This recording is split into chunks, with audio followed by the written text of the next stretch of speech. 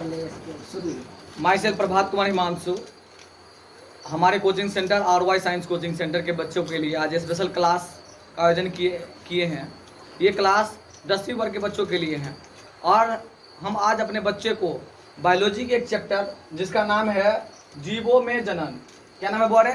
जीवों में जनन। जीवों में जनन ये जो बहुत ही इंटरेस्टिंग चैप्टर है, जिसके माध्यम से बहुत कुछ हमको सीखने को मिल सकता है। इस चैप्टर से, इस चैप्टर पे हम लोग बात करेंगे, डिस्कस करेंगे।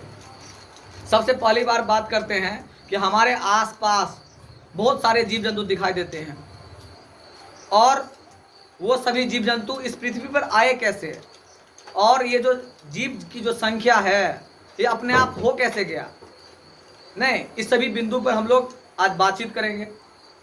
अगर हम आपसे पूछें कि हाथी का बच्चा आखिर हाथी क्यों हो जाता है, कुत्ता का बच्चा कुत्ता ही कैसे आ जाता है, तो इस तरह के बहुत सारे सवाल आपके मस्तिष्क में घूमते होंगे या मस्तिष्क में उत्पन्न हुए होंगे।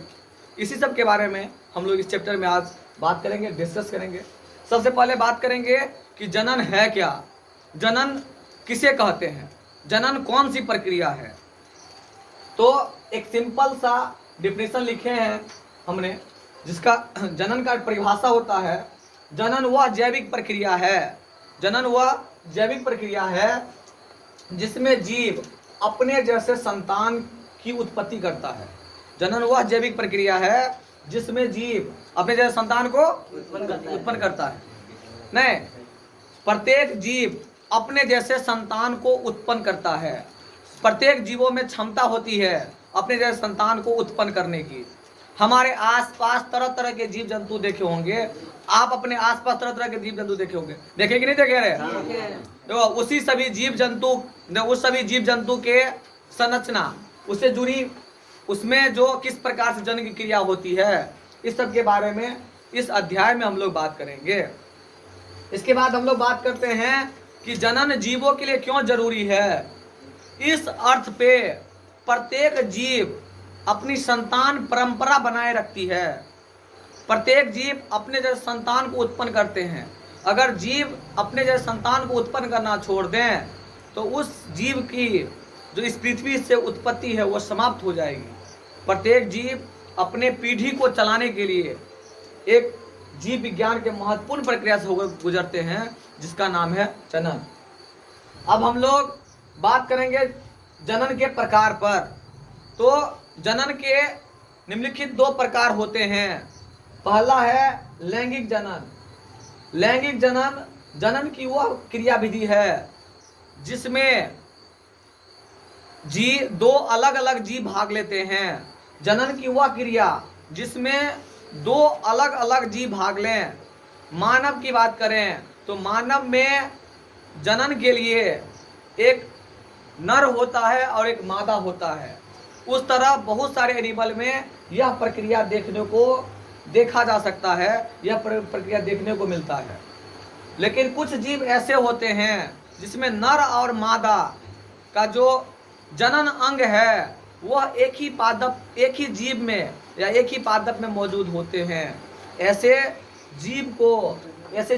जीवों में होने वाले जनन को अलैंगिक जनन कहते हैं। समझ आ गया? बात समझ आ गया ना? देखो, लैंगिक जनन जरूरी क्यों है जीवों के लिए। आखिर हमारे आसपास जो जीव जंतु है उस जीव जंतु में लैंगिक जनन ही होता क्यों है? बता सकते कोई कि लैंगिक जनन होता क्यों है? बताओ, राम बताओ, आखिर लैंगिक जनन की प्रक्रिया होता कैसे है? कोई बात नहीं, डिस्कस करेंगे हम लोग नेक्स्ट टॉपिक पे। इसी के बारे में हम लोग जानकारी इकट्ठा करते हैं।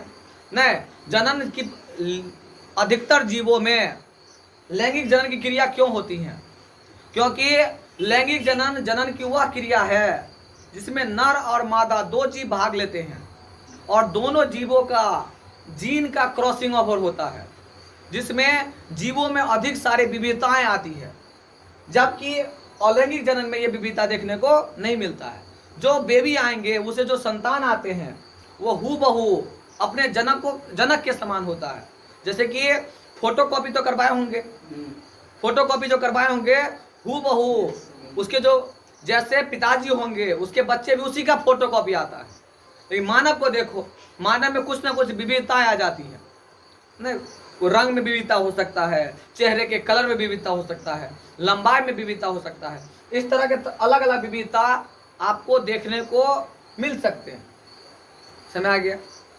संतान परंपरा, लैंगिक जनन में बहुत ही अधिक समय लगता है, जिसके कारण जीवों में विकास की संभावना भी बढ़ जाती है। अधिक से अधिक अलैंगिक जनन में जो भी बच्चे जन्म लेते हैं वह आनुवांशिक रूप से, शारीरिक रूप से अलैंगिक जनन की अपेक्षा लैंगिक जनन से उत्पन्न जीव काफ़ी मजबूत होते हैं, क्रिएटिव होते हैं और बहुत सारे वर्क करने के लिए उसके जो बॉडी के जो ऑर्गेन्स है वो लगभग डेवलप होते हैं, जबकि अलैंगिक जनन में ये सभी गुण देखने को नहीं मिलता है। अगर मानव की कोशिका को विभाजित होने में 24 घंटे लगता है, तो उसी पर अगर बैक्टीरिया की कोशिका को देखें तो 40 से 60 मिनट में विभाजित हो जाता है।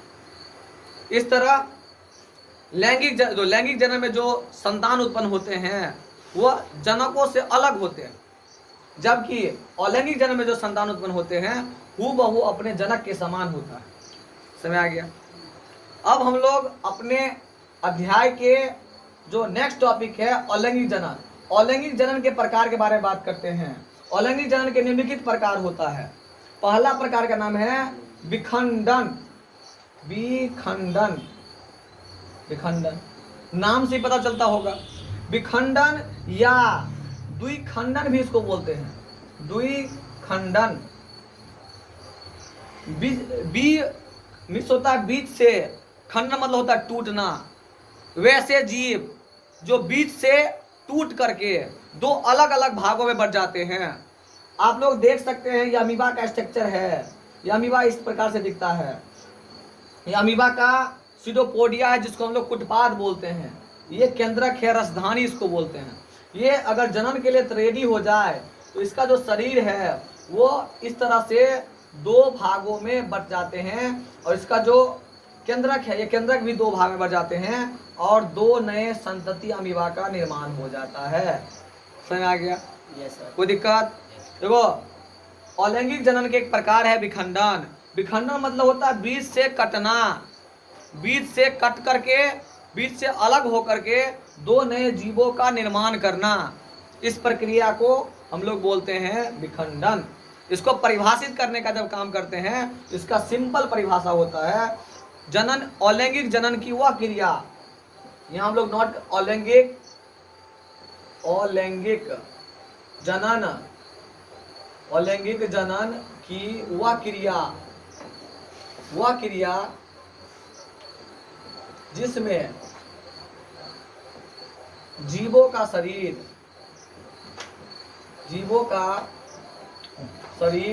दो भागों में बटकर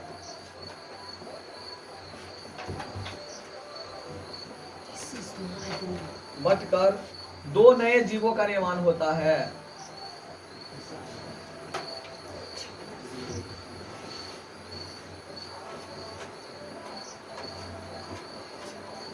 दो जीवों का निर्माण होता है।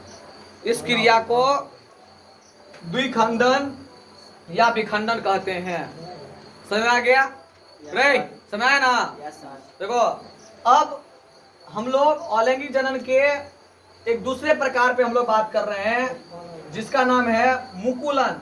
क्या बोल रहे? मुकुलन। मुकुलन अलैंगिक जनन की वह क्रिया, अलैंगिक जनन की वह क्रिया जिसमें जीवों के शरीर से एक छोटा सा कलिका निकलता है और वह कलिका आगे चल करके विकसित हो जाते हैं और विकसित होकर के नए जीव का निर्माण कर लेता है। तो आप लोग ध्यान पूर्वक एक फिगर को देख सकते हैं। तो ये हाइड्रा है। क्या बोल रहे हैं? हाइड्रा। ये हाइड्रा है। ये हाइड्रा का बॉडी है। हाइड्रा के बॉडी से, हाइड्रा के शरीर से नीचे में एक छोटा सा कलिका निकलता है। क्या निकलता है? कलिका। छोटा सा कलिका निकलता है और यह कलिका टूट जाता है। क्या हो जाता है? टूट जाता है। और यह कलिका टूटने के बाद एक नया हाइड्रा का निर्माण कर लेता है। कितने निर्माण कर लेता है? हाइड्रा का। तो ये जो क्रिया देख रहे हैं अलैंगिक जनन की वह क्रिया जिसमें जीवों के शरीर से एक छोटा सा बड निकल करके वह छोटा सा कलिका निकल करके आगे विकसित हो जाते हैं और विकसित होकर के नए जीवों का निर्माण कर लेता है। इस प्रक्रिया को हम लोग बोलते हैं मुकुलन। क्या बोलते बोले? मुकुलन। कोई दिक्कत? समझ आ गया? नहीं, अगला है बहुखंडन। क्या बोले? बहुखंडन। नहीं, बहुखंडन या बहुविभाजन। अलैंगिक जनन की वह क्रिया जो बहुखंडन, अलैंगिक जनन की अलैंगिक जनन की वह क्रिया जिसमें जीवों का शरीर, तो मान लीजिए ये प्लेनेरी एक अलैंगिक जनन करने वाले जीव है प्लेनेरिया। क्या बोल रहे? दो प्लेनेरिया। क्या नाम है रे? प्लेनेरिया।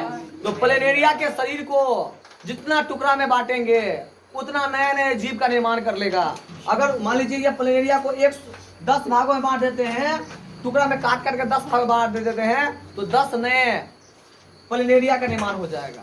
तो इस पर क्या बोलते हैं? बहुखंडन। इससे जुड़ी और इससे आगे के जो क्लास है वो हम लोग अगले दिन अध्ययन करेंगे, इससे जुड़ी आगे क्लास के। तब तक के लिए धन्यवाद। और हमारे चैनल से जुड़ने के लिए अधिक से अधिक मात्रा में सभी विषय से संबंधित स्टडी के लिए उत्तम पढ़ाई के लिए हमारे चैनल से जुड़ें और हमारे चैनल बायो क्लास PKH को सब्सक्राइब करें और वीडियो को लाइक अवश्य करें। धन्यवाद।